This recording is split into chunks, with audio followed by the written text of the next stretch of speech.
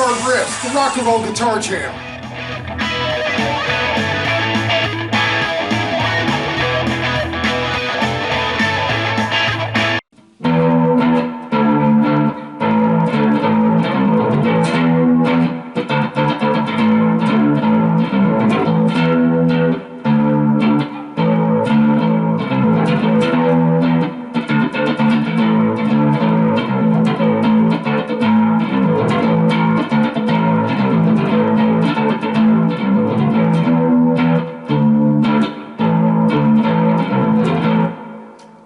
Guys, welcome to Rock Hard Riffs. This is the guitar channel for the self-taught. Kind of going over some bass guitar stuff in today's video. Bass guitar and kind of like recording bass and using effects for those of us that aren't all that familiar with bass guitar or don't play with it that much but need it, right? Kind of like what I'm doing. I'm like a one-man band kind of thing now, I guess you could say. We're doing drums, keyboards, guitars, bass guitars, all kinds of cool stuff. We have this song that's called Mountain High. This is the bass part to it. I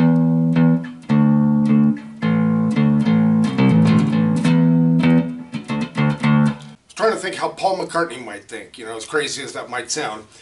But, one trick that Paul used that I had learned is that he laid the bass lines on a lot of the songs almost when the songs were completely recorded.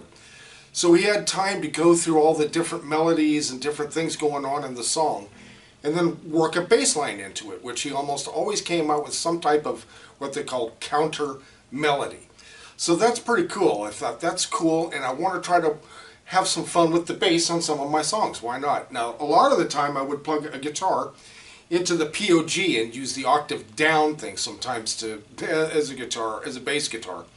But it didn't quite cut through, and so I started using my Dean bass here. This is a $100 bass guitar, by the way. It sounds fantastic. Plays great, love it, $100, what can you say? Anyway, so I was putting the bass to this song and a couple other songs, and I thought, I want more than just that sound. So I thought, let's put on some reverb, number one. I've got reverb on the amp going, but I wanted a little more. There it is. I kind of wanted that deep delay. Okay, I also thought, let's give it more punch. Let's give it more punch. So I thought, well, let's put it through an overdrive pedal. So I've got my Strymon Sunset here, and I'm using the Texas overdrive right at about 12 o'clock. So here's the regular bass. Here's the overdrive. Wow. And it just brings out a lot of the mid-range of the bass too, if you hear that. I thought, yeah, that's cool. And I'm going to let you hear it in the mix, how powerful this is in a second. Then I thought, okay, let's do a little more. Let's have a warble or something to it. How about some chorus? And check this out. I don't know how well that transfers over the camera. But sitting here, I have this going through my Orange Crush 35 RT. It sounds really, really cool.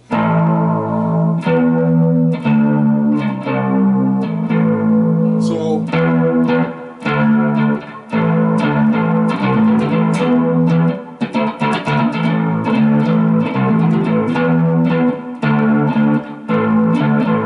versus no effects at all, just the amp reverb, which is this.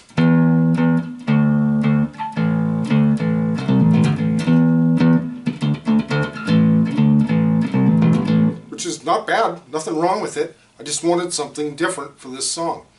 And it turns out it worked out really well in the mix because I was using my Telecaster for the guitars. Both guitar parts are on the Tele. One of them has some slight distortion on it. I'm using the Texas overdrive. The other one is absolutely clean. And when I was listening to it, I was still developing the song.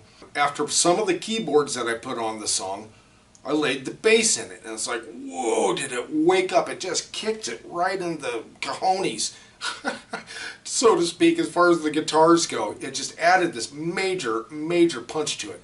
Okay, now let's go ahead and listen to the recorded version of this.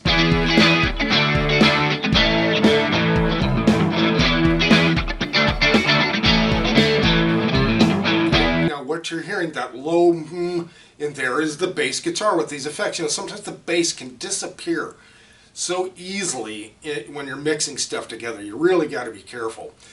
So that's why, again, I added all this punch and different sound to it so it would kind of cut through. I love bass. I want to hear a nice, punchy bass line through it.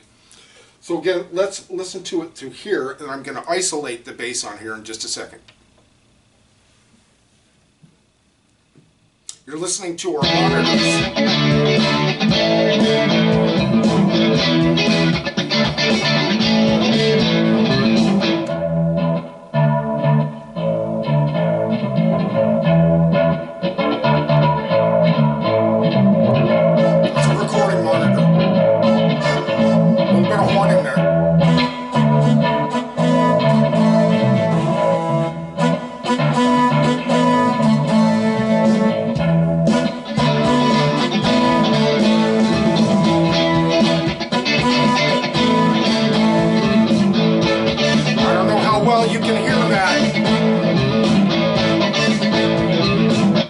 I don't know how well you can hear that through the monitors, but through headphones, when you're actually listening to the recorded song and you listen, you really, how it just really drives the low end of this. It just really completes the song.